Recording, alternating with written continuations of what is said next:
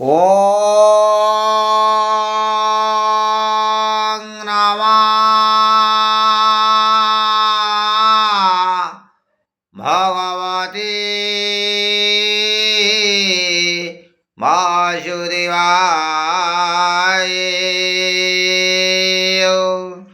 कृष्णाय गोविंदाय नमो नमः। समस्त साधु सन्त दिव्यात्मा भक्तवृंद ब्राह्मण गौर एवं मातृशक्ति माँ मान को ए ब्रह्म मुहूर्त प्रणाम। तेबे आसंदो आज श्रवण करिवा भागवत जो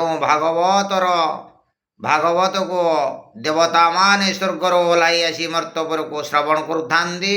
तेबे आमे से भागवत को आसंदो श्रवण करिवा। गंगा कूल रे जाई पहुंची जाइछन्ती परीक्षित महाराज आ सुकमणि। तेबे सुकमणि परीक्षित पचारुछन्ती सुकमणि को, हे मुनिवर निज मायारे भगवान ये सृष्टि को किपरि रचना कले, ए सृष्टिर उत्पत्ति कथा कहतु। सुखदेव कहले, राजन तुमे जो प्रश्न पचारिल से प्रश्न नारद ब्रह्मा को पचारि, तुमे से कथा शुण।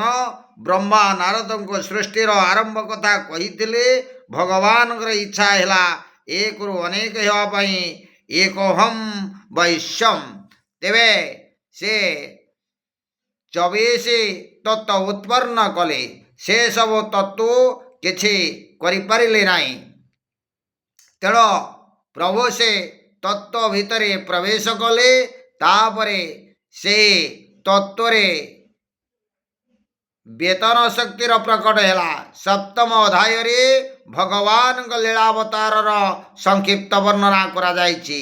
एही अध्याय रे भगवान बराह यज्ञ कपिल दत्तात्रेय कुमारवतारा नर नारायण अवतार पृथ्वीवतारा ऋषभावतारा हयग्रीव अवतारा मत्स्य अवतारा कूर्म अवतारा नृसिंह अवतारा हरि अवतार वामन अवतार हंस अवतार मनंत्र अवतार धरंत्र अवतार परशुराम अवतार आओ राम अवतार श्रीकृष्ण अवतार व्यास अवतार बुद्ध अवतार और कल्कि अवतार कथा संक्षिप्त भाव रे वर्णना करा जायछि।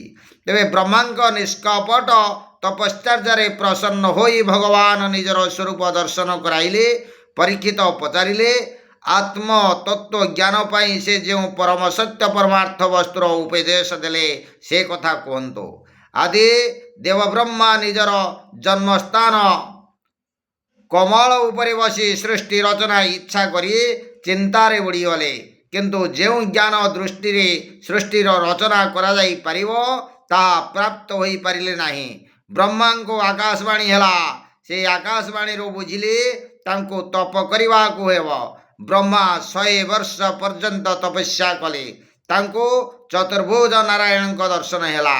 नारायण भगवान ब्रह्मा को चतुश्लोकी भागवतर उपदेश देले। हरि ओम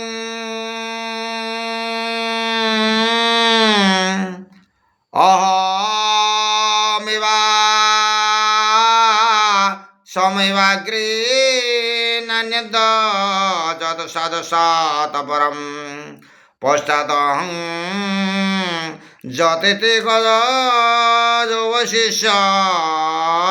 सूक्ष्महं रतिर्थं जात प्रत्ययते न प्रत्ययत चन्मन्ये तद्व्योद्यात्मनमयं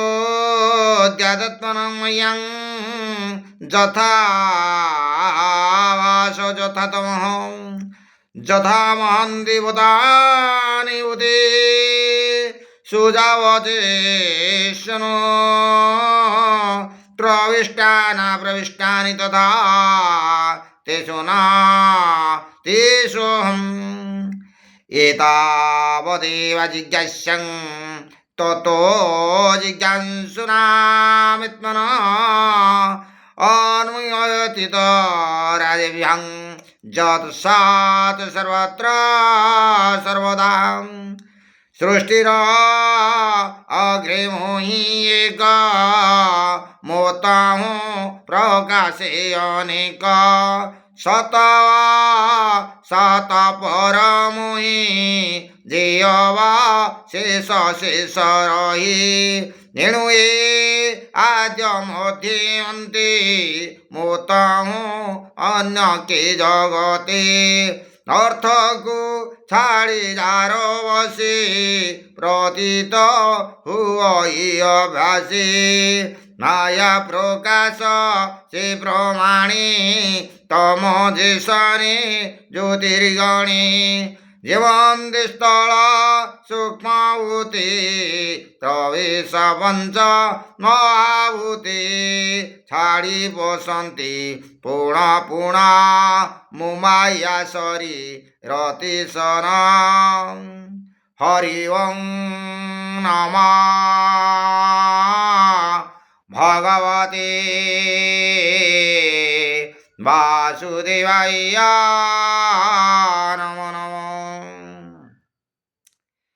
भगवान कहउचंदी सृष्टि पूर्वरु मु केवल थिली सेतेबेले मु केवल अवस्थान करुथिली कौनसी कार्यानुष्ठान करू नथिली स्थूल सूक्ष्मादिभूत समूह एवं सेमानंकर कारण प्रभृति मोठारे ले नथिबारु सेतेबेले सेमाने केही प्रकाशित होई नथिले सृष्टिर आरंभ परे मध्य मु रहिछि एपरि दृश्यमान विश्व हेउछि मु एवं विश्वर प्रलय हेले मु केवल एकमात्र अवशिष्ट रहे जो शक्तिर प्रभाव रे वस्तुर अस्तित्व नथिले मध्य ता प्रकाशित हुए एवं कौनसी वस्तु थिले मध्य ता प्रतीत अवशिष्ट रहे जो शक्तिर प्रभाव रे वस्तुर अस्तित्व नथिले मध्य ता प्रकाशित हुए एवं कौनसी वस्तु थिले मध्य ताहा प्रतीत हुए नाही से शक्ति ही मोर माया शक्ति आउ देव मनुष्यादि जीव देह आकाशादि महाभूत द्वारा गठित सुतरांग आकाशादि महाभूत जीव देहर प्रविष्ट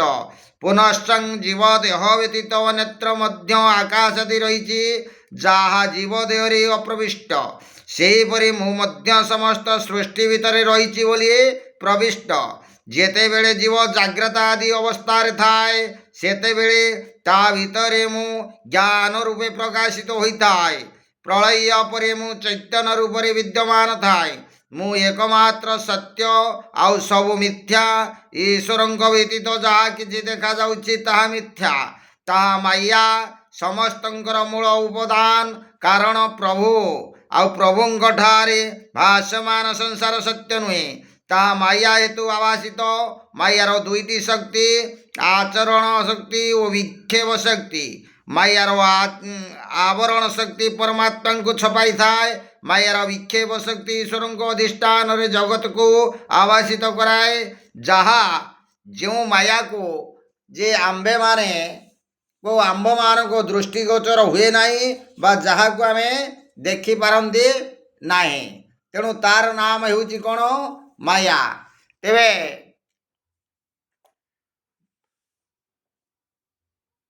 अंधार रे रजु को सर्प ज्ञान और आलोक रे रजु सर्प नुहे बोली जानिबा यार दृष्टांत आत्मस्वरूपर विस्मरण ही माया।